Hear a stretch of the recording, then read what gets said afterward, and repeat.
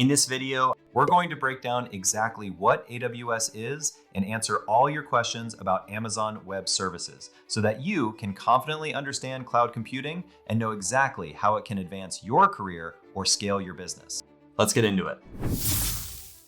All right, so here's exactly what we're going to cover today. First, we'll look at what the cloud actually means, so we're all on the same page. Then we'll dive into the core services AWS offers, like compute and storage. Next, we'll talk about why companies are so obsessed with it. But we'll also look at the other side, the hidden costs and headaches you need to watch out for. And finally, we'll map out what this means for you and your tech journey.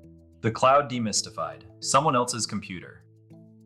So what is AWS? AWS stands for Amazon Web Services. It is the largest and most widely used cloud computing platform in the world. But before we get totally lost in the sauce, let's define what the cloud actually is. You hear it everywhere. People talk about the cloud like it's some magical, fluffy data haven floating in the sky. In reality, the cloud is just someone else's computer. Seriously, instead of buying a bunch of expensive, loud, physical servers to sit in a closet at your office and gather dust, you're renting server space, computing power, and databases from Amazon. Why does this matter? Well, if you're a small business owner or a developer, your biggest fear is usually your app crashing when it finally goes viral. Or conversely, buying 10 grand worth of servers only to have 0 customers. AWS completely fixes that. It's on demand. You only pay for what you use. We'll get into the actual nitty-gritty of those services in just a minute, and you'll want to stick around for that because understanding these core pieces is exactly what gets people hired. The core services, the bread and butter of AWS. Okay, now let's talk about the actual services. AWS has over 200 of them, which is frankly terrifying when you first log into the dashboard. It looks like the control panel of an alien spaceship, but don't panic. You really only need to know a few core concepts to start. First up is compute. In AWS land, this is mostly known as EC2, which stands for Elastic Compute Cloud. An EC2 instance is basically a virtual server. It's the brain of your operation, where your applications actually run. Next, we have storage. The big acronym here is S3, or Simple Storage Service. Think of S3 as an infinitely huge hard drive in the cloud. You can store photos, videos, backups, and app data here. It's incredibly cheap and super durable. Then there's databases. You've probably heard of RDS, the Relational Database Service. This handles traditional, structured databases like MySQL or Postgres, taking away the headache of managing backups and software patches yourself. So you've got your brain, your storage, and your filing cabinet. That's the foundation of AWS. By the way, if you're getting value out of this video, hit like, subscribe, and tap the notification bell to get more valuable content like this. All right, we've covered the basics, but next we'll look at the real-world reasons why almost every major startup is flocking to AWS. And it might just change how you think about building apps. The good and the bad, why people love it and hate it.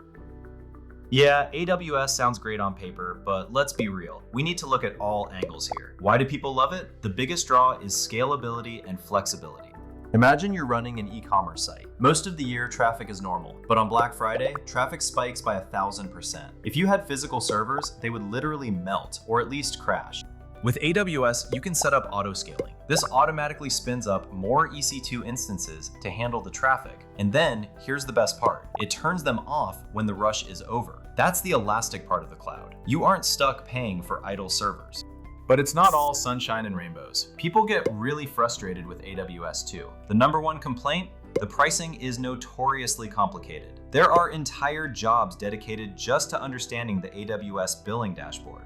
If you leave a server running by mistake or misconfigure a database, you could wake up to a massive unexpected bill. This is called cloud shock, and it's a very real fear.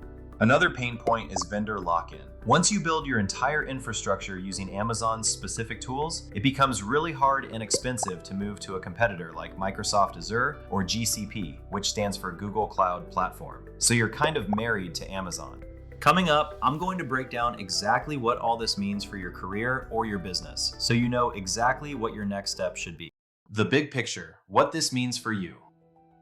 So let's summarize what we've covered today. We started by demystifying the cloud, establishing that AWS is essentially renting computing power, storage, and databases from Amazon instead of buying your own hardware.